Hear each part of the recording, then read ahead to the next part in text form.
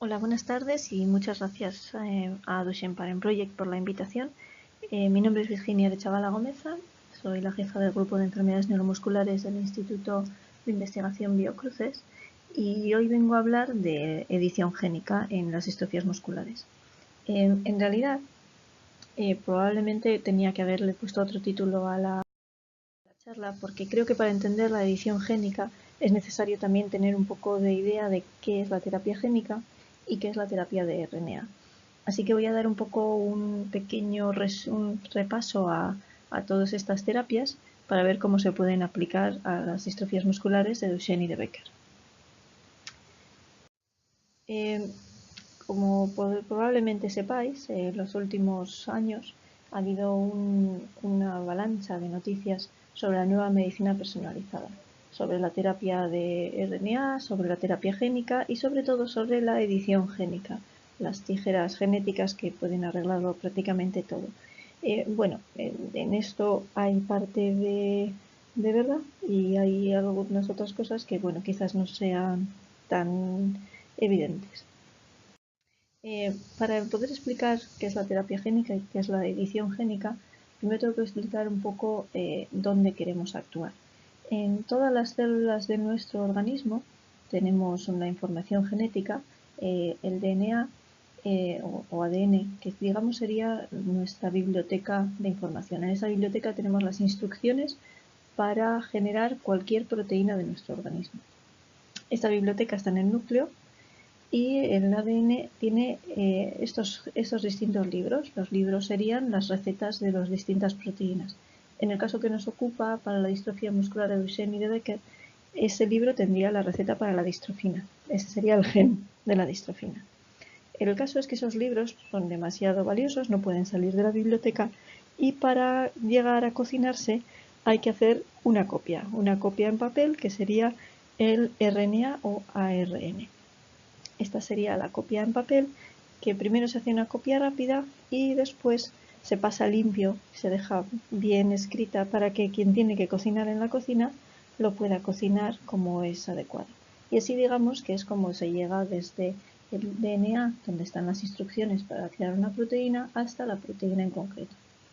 El caso es que en los pacientes de MD y de Becker hay deleciones o mutaciones en esta receta. Es decir, que en el libro de instrucciones para generar la distrofina en algunos casos faltan párrafos enteros, como puede ser el caso de una duplicación de una deleción, o hay párrafos que están repetidos, como en duplicaciones, y en algunos casos hay un punto final que impide que se siga leyendo la receta, con lo cual esa receta no se termina de hacer y queda algo pues para tirar a la basura. Y eso es un poco lo que pasa con en estos pacientes, que la receta tiene un error. Entonces, la terapia génica o la terapia de RNA y la edición génica son todos distintos tipos de terapias que intentan reparar ese problema y lo hacen a distintos niveles. La terapia génica clásica sería decir, bueno, tengo un problema con este gen, el libro que nos da las instrucciones de esta receta, así que voy a comprarme un libro nuevo y lo introduzco en mi biblioteca y ya está. La edición génica sería ir un paso más allá, sería decir, bueno, como tengo un error en este libro que tengo en mi biblioteca, lo que voy a hacer es coger a un restaurador, vamos a abrir el libro, lo vamos a cambiar y ya está, arreglado. Y la terapia de RNA es algo un poco más ad hoc, es decir, es como poner un post-it en esa nota que habíamos hecho de la receta. No actúa en el libro, sino que actúa en la nota de la receta. Y lo varía de alguna manera. Es una pequeña nota que dice, bueno, pues a esta receta añádele más azúcar o quítale el ajo, para que al final la receta sea exactamente lo que necesitábamos. Y esto indica que al final van a actuar a distintos niveles. Es decir, la terapia génica clásica tendrás que introducir ese libro en tu biblioteca, es decir, en el núcleo de la célula. En la edición génica sería del mismo modo y tienes que ir exactamente a la receta que está estropeada, no te basta con incluir otro libro junto a él. Y en la terapia de RNA o la terapia de ARN, lo que se hace es añadir ese post-it que cada vez que se copia la receta para generar la proteína, se tiene que cambiar. Es decir, así como los libros es algo que está inmutable en la biblioteca, esa copia de la receta que se hace en papel es algo que se hace cada vez que se cocina. Es decir, que en este caso la terapia de RN también se tendría que dar cada vez que se va a cocinar. El primer problema al que nos enfrentamos cuando intentamos utilizar este tipo de terapias es que no tenemos una sola biblioteca a la que tengamos que reparar, sino que en cada una de las células de nuestro cuerpo tenemos una biblioteca con esa información, con esos libros que tienen ese error, y en todos está el mismo error. Como podéis ver en el dibujo de debajo, el músculo son unos 20 kilos en un hombre de 70 kilos, o sea que es un tanto por ciento muy importante. Esos 20 kilos son 20 kilos de células, y cada una de esas células con su núcleo celular, es decir, su biblioteca. Y por otro lado, el músculo no es cualquier tipo de tejido. Por un lado está distribuido por todo el cuerpo, no está concentrado, vamos a por el hígado, vamos a por el corazón, vamos a por el ojo. Y por otro lado es un tejido que cualquiera que coma carne por aquí sabe que la carne está formada por distintos tejidos y luego además está recubierta por distintas capas. Es decir, en este dibujo de aquí, los puntos azules serían los núcleos de la célula. Para llegar ahí, estas fibras celulares están recubiertas de un endomisio, una capita. Luego todas ellas se forman distintas fibras que son el perimisio. Esto tiene otra capa más. Luego hay un fascículo y los tendones. Es decir, para llegar desde el exterior hasta estos núcleos hay que ir atravesando todas esas capas. Bueno, entonces, ¿cuál sería la forma de actuar en el caso de la terapia génica clásica? Bueno, en este caso lo que queremos es conseguir un libro con la receta correcta y llevarlo a nuestra biblioteca. Conseguir el libro tiene su complicación, pero la verdad es que lo más difícil es llevarlo hasta nuestra biblioteca. En nuestro caso, lo habitual, pues bueno, es pedir un libro y te lo traen, ¿no? Pero en el caso de los genes, lo que se suele utilizar son vectores virales, es decir, virus que se han modificado para intentar aprovecharnos de su capacidad para entrar en las células. A los virus es algo que les gusta mucho, entrar en las células e incluir su material genético. Entonces se han modificado estas partículas virales para que hagan el trabajo a nuestro favor. El problema que tenemos con los virus es su tamaño. Digamos que la capacidad que tiene un virus es muy pequeña. La capacidad es mucho más pequeña que el tamaño de nuestro libro, de nuestro gen. Y de hecho, el gen de la distrofina es unas 500 veces mayor que la capacidad de los vectores que tenemos actualmente para la terapia génica. A pesar de ello, esos mismos vectores se han utilizado para otras enfermedades que tienen genes más pequeños, que no están tratando al músculo, pero en estos momentos ya existen dos medicinas en el mercado que utilizan este método, un método de un virus AAV de terapia génica que trata distintas enfermedades genéticas o no genéticas, como la pancreatitis severa o un tipo de ceguera. Es decir, aunque estos virus todavía no estén optimizados para la distrofia muscular, se están utilizando ya en otras enfermedades. ¿Y cuál es nuestro otro problema? Bueno, no es otro problema, es prácticamente el mismo. La distrofina es muy grande, entonces, ¿qué podemos hacer? Pongamos que la distrofina, que sería esta proteína de aquí, fuera un poco como la cuerda que une a este barco con la boya. Para que esta cuerda pueda cumplir bien su función es necesario que tenga los distintos anclajes que lo unen a la boya o que la unen al barco, pero a veces no es importante la longitud de ese cabo. Y eso pasa un poquito con la distrofina. La distrofina habitualmente tiene un tamaño bastante grande, pero se está trabajando en crear distrofinas más cortas, mini distrofinas y microdistrofinas, que tienen solamente las cosas necesarias para unirse a otras proteínas o para realizar su función. Y estas son las que se están intentando introducir dentro de esos virus. O sea que ahora mismo la terapia génica con distrofina en distrofia muscular de Duchenne y de Becker constituye en utilizar unas distrofinas minis es decir, no es la distrofina normal, y meterla en un virus para intentar recuperar la función. Esto es un ensayo clínico en el que se ha utilizado microdistrofina, que empezará un ensayo clínico dentro de muy poco, es en Europa, y es interesante porque está patrocinado por distintas asociaciones de pacientes que han tomado un poco las riendas en esta investigación. Además de este ensayo clínico en Europa, que sería este de UNITE-EMD, que utiliza un virus y microdistrofina, hay otros 3 que ya están en marcha en Estados Unidos. Todos utilizan un tipo de virus y todos utilizan o microdistrofina o mini-distrofina. Estos ensayos clínicos han empezado hace muy poco tiempo, como veis aquí esto es abril del 2018, esto es enero del 2018, esto también es noticias de marzo del 2018. Algunos han empezado, por ejemplo uno de ellos ahora mismo está parado por unos efectos secundarios en uno de los pacientes. O sea que todavía esto es un ensayo clínico, es decir, se está evaluando si funciona o no funciona y cómo de seguro es. Así que eso, digamos, sería la terapia génica clásica. El mayor problema que tiene son los vectores. Por un lado, cuánto de nuestra proteína cabe dentro, y por otro lado, si esos vectores nos pueden dar algún tipo de efecto secundario. Y es que ahora mismo no podemos incluir la distrofina entera. Por otro lado está la terapia de RNA. La terapia de RNA sería actuar a nivel de esa copia en papel que hacemos para llevarnos a la cocina. Entonces, esta terapia de ARN es algo que ya está aprobado, es decir, es algo que ya ha pasado por la etapa preclínica y por la etapa de ensayos clínicos y que al menos por el momento en Estados Unidos, aunque en Europa todavía no está aprobado, está aprobada. Este es el caso de Plirsem. Aquí incluido también Nusinersen, que no es un medicamento para la distrofia muscular de Duchenne, pero es un medicamento para otra enfermedad neuromuscular y que actúa de una manera muy parecida. En ambos casos son oligonucleótidos antisentido, que es una palabra muy larga, pero es un tipo de medicamento nuevo.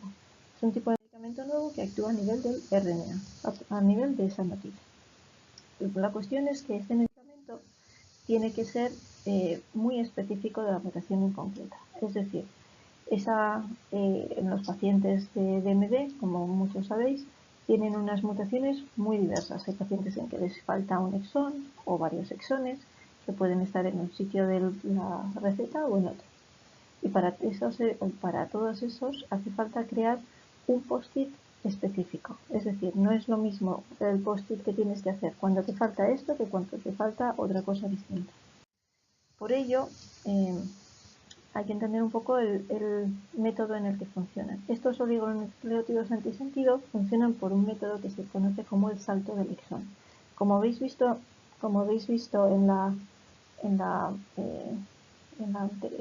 esto anterior, los distintos exones, los distintos párrafos de la receta encajan unos con otros.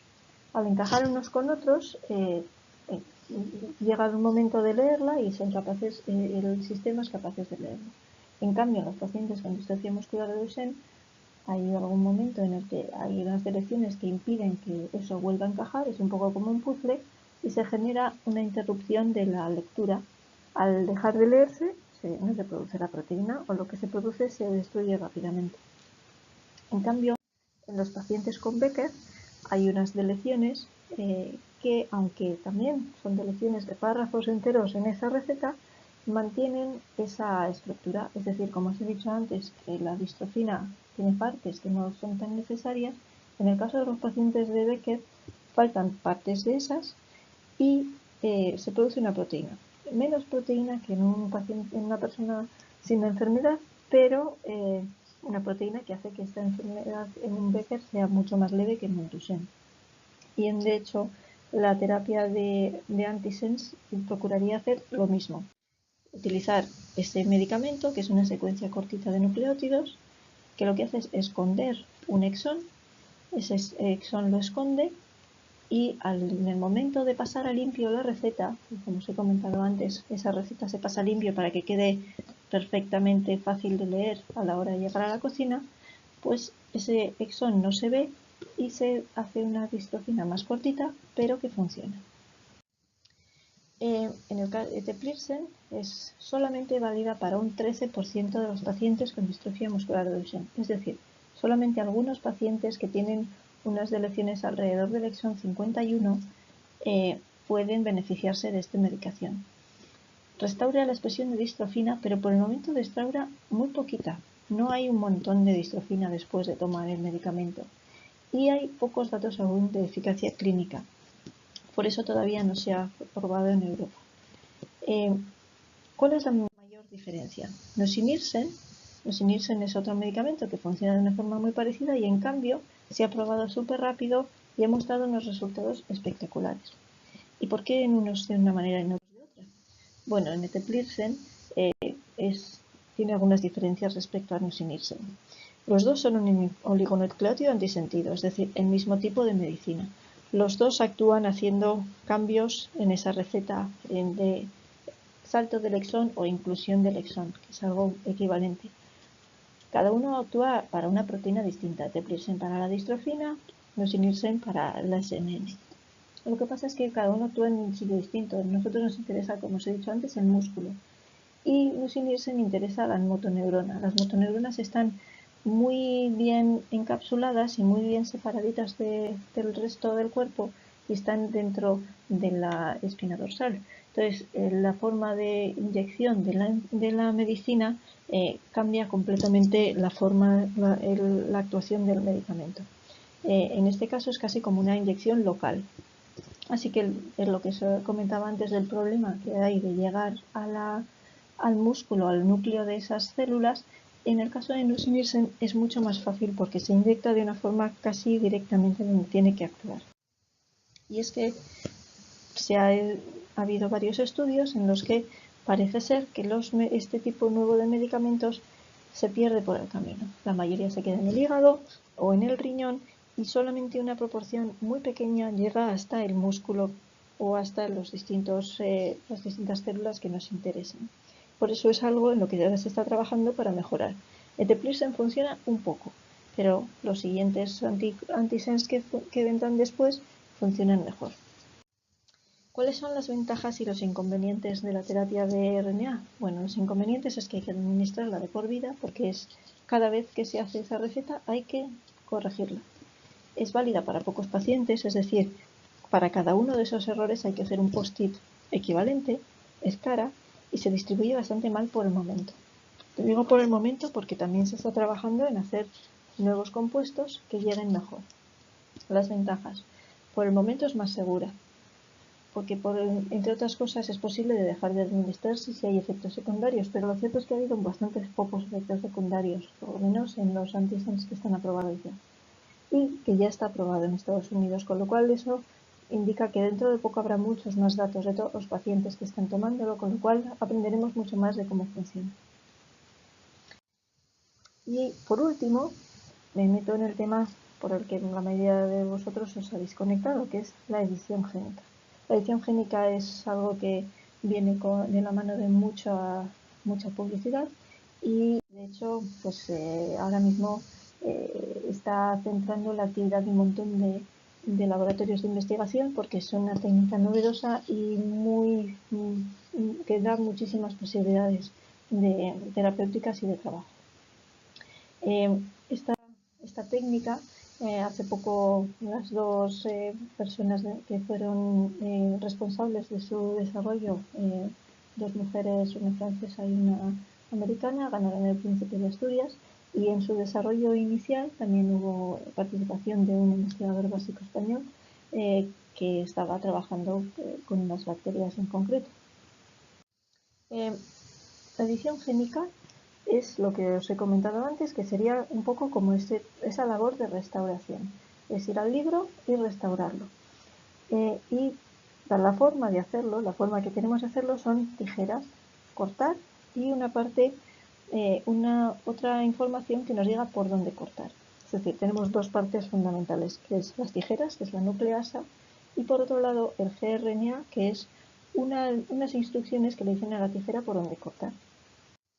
Esto es un poco como el IKEA de la edición génica, el CRISPR-Cas. CRISPR-Cas es lo que ha habido edición génica desde hace muchos años, pero esto ha tomado un impulso muy importante en los últimos pocos años porque lo ha facilitado mucho. Es decir, CRISPR-Cas es un método de edición génica IKEA que nos permite a muchos laboratorios que no teníamos experiencia previa utilizar esta técnica, pero es verdad que ahora mismo hay gente que lo está utilizando, pues lo mismo que hay gente que con un básico de IKEA se hace su versión, se está utilizando para hacer un montón de cosas distintas. ¿Y cómo funciona? Bueno, fundamentalmente una vez que hemos cortado en el sitio preciso donde nos interesa, gracias a esa guía de RNA, el cuerpo humano tiene una capacidad innata de reparar ese corte, con lo cual tú cortas y ellos lo reparan, con lo cual eliminando en ocasiones lo que tú hayas cortado, o si tú le das un molde o una pequeña receta de qué es lo que querrías cambiar, naturalmente se puede volver a incluir, es decir, puedes cortar y pegar. O sea, esto es por la razón por la que se llama corta-pega genético. Entonces, bueno, por el momento, porque la técnica es mucho más eficiente que anteriormente, pero sigue siendo poco eficiente y tiene su trabajo de laboratorio, la mayoría del trabajo que se ha estado haciendo se corresponde a replicar trabajo que se ha hecho con, por ejemplo, el salto del exón. Y casi todo se ha hecho en células, en cultivos celulares humanos, es decir, en biopsias que luego se han cultivado y en esas se ha probado esta técnica nueva. Este es un ejemplo, por ejemplo, en el que se ha intentado eliminar el exón 51, como veis aquí. O sea, es decir, exactamente lo mismo que hace Eteplirsen, pero no a nivel de la receta que hemos copiado, sino a nivel del libro. Es decir, esto sería definitivo, pero sería definitivo crear de nuevo una distrofina cortita, no una distrofina de tamaño normal. Aquí hay otro ejemplo en el que se hace también el mismo tipo de trabajo, intentar cortar una zona del gen para intentar restaurar la expresión de distrofina. Para ello se utilizan de nuevo células de pacientes para hacer esas pruebas y en este caso lo que tiene de distinto o novedoso es que esto sería aplicable aproximadamente al 60% de los pacientes de Duchenne porque se hace un corte más grande que sería aplicable a más pacientes. Aquí se puede ver cómo funciona esto en cultivos de células, estas digamos que serían como estas celulitas de aquí, y aquí si veis en la columna verde, esto sería un control, unas células también sin la enfermedad, y esto sería un paciente, y luego estas mismas células después de haber sido tratadas. Y aquí lo mismo, un paciente y las células tratadas. También se ha utilizado este método, es otro ensayo que salió hace unos años, y también vuelve a hacer de nuevo un poco lo mismo, son células de nuevo otra vez, células de un paciente en el que falta el exón 44, entonces se han probado a hacer distintas opciones. Por un lado, de nuevo, hacer salto del exón, como Eteplirsen, pero en vez del exón 51 para el 45. Por otro lado, recortar esas esquinitas que no encajaban bien con el anterior, de forma que esto se recorta, se cambia un poquito para que encaje. Y por otro lado, y esto es bastante interesante, esto ya no sería solamente cortar, sería cortar y pegar. Es decir, hacer un cortecito aquí y decirle, aquí tienes la receta de cómo es esta parte del exón 44, sus instrucciones, y lo incluyes. Con lo cual, esto de aquí sería distrofina completa. Este es el mismo artículo y aquí se puede ver lo mismo. En este canal de aquí, el verde, se ve, esto es un control y esto sería el paciente, y aquí las distintas formas en las que han ido restaurando la expresión de distrofina en células. De nuevo, esto es algo que también se ha probado para duplicaciones. Este es un artículo en el que se ha hecho para una duplicación del 27 al 30, y en esta duplicación, es una duplicación 18-30. En esta se han diseñado unas guías para decirle dónde cortar, y de nuevo en células se ha visto que con estas guías es posible cortar y establecer una distrofina normal. Esto también se ha hecho para el exón 2, en la duplicación del exón 2, y de nuevo en células humanas. De células humanas normalmente se suelen pasar a modelos in vivo, y los modelos in vivo que se han utilizado en estos momentos son el ratón MDX. En el ratón MDX nos da mucha información porque vemos cómo puede suceder esto a un nivel de organismo completo. Las células al final son un modelo que utilizamos para probar, un poco como los experimentos en gaseosa, nos dan muchísima información, pero les falta mucha otra información. Son células sueltas, no están en un tejido completo, no tienen una inervación, no tienen sangre, no es un modelo tan parecido a la realidad. En los ratones tienen su propia mutación en el exón 23, que es la que les hace perder la expresión de distrofina, y varios ensayos en ratones han demostrado que la edición génica puede funcionar en este modelo. Pero el problema de la edición génica sigue siendo un poco el mismo. Esas tijeras y esa línea de puntos son bastante grandes y tienen de nuevo que llegar a los núcleos de las células que queremos tratar. Es decir, volvemos a tener un problema de distribución. Lo interesante es que en los últimos años muchos grupos se han dedicado a tratar este problema, y algunos grupos pues están probando distintos virus o nanopartículas para llevar todos estos materiales de edición, o lo que digamos el material de restauración, para que se produzca esa restauración del libro que estamos buscando. Y entre ellos gente, pues por ejemplo Jennifer Doudna es una de las personas que tuvo el Príncipe de Asturias por el método en concreto. Es decir, la gente que ha diseñado este nuevo método se están interesando también en las distrofías musculares, lo cual es muy interesante, porque lo habitual suele ser que cuando hay un nuevo descubrimiento metodológico se aplique en primer lugar a enfermedades más habituales. Y aunque eso es cierto, también se está aplicando, y de manera sorprendentemente rápida, a la distrofia muscular de Duchenne. Eso no quiere decir que vaya a ser aplicado inmediatamente, pero sí quiere decir que hay bastante gente trabajando en ello. Entonces, ¿cuáles son las ventajas y los inconvenientes de la edición génica? Por un lado, las ventajas es que es, entre comillas, definitiva, porque lo que estás arreglando es las instrucciones del libro. Y por otro lado, es correctora, es algo que puedes eventualmente corregir exactamente como si fuera el gen normal. Pero, en parte, los inconvenientes también son los mismos. Tienes que asegurarte que esa reparación que haces es correcta, porque es definitiva. Y también es posible que tengas efectos no deseados. Tenemos que estudiar muy bien que una vez que se han introducido esas tijeras genéticas, solamente corten donde tú quieres. Y, de nuevo, nos encontramos con el problema de los vectores. Es decir, necesitamos esos camiones, esos vectores que lleven nuestras herramientas al lugar de acción. Y ese es un gran problema. La ventaja es que es un problema que nosotros compartimos con muchas otras enfermedades. Y como ahora mismo CRISPR-Cas está tan en boca de todos, hay mucha gente trabajando en mejorar esos vectores. ¿En dónde estarían este tipo de terapias en su evolución? Esto digamos que es un resumen de dónde pueden estar, de cuál es el desarrollo de cualquier fármaco. Un fármaco normalmente tiene unos años de descubrimiento pues, de cuáles son las dianas terapéuticas, luego otros años para ir estudiando distintos compuestos sobre estas dianas, después pasan a un estadio fase 1, que serían ensayos fundamentalmente de toxicidad, después pasan en fase 2, que son el más número de voluntarios, y tras una fase 3 y ser revisada esos datos, se pasan a revisar por la FDA en Estados Unidos o por la EMA en Europa. Y este es un proceso que lleva bastante tiempo y mucho trabajo. En enfermedades raras pues es igual de complicado, si no más, porque hay menos pacientes en que probar.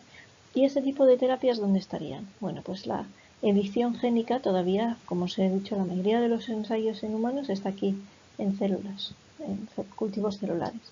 La terapia génica, como os he enseñado antes, ya hay. Este año han empezado varios ensayos clínicos para la distrofia muscular de Duchenne y de Becker, y estarían ya en fase 2.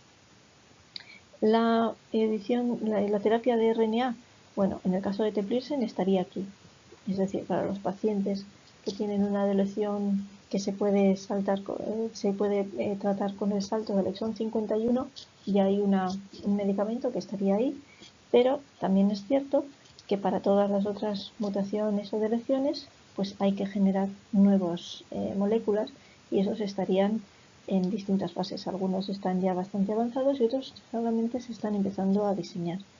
Eso mismo pasa también con la edición génica. La edición génica no es una para todos. De nuevo, es una terapia personalizada que hay que aplicar en cada caso y en cada mutación. Es decir, que hay muchos ensayos preclínicos para distintas mutaciones.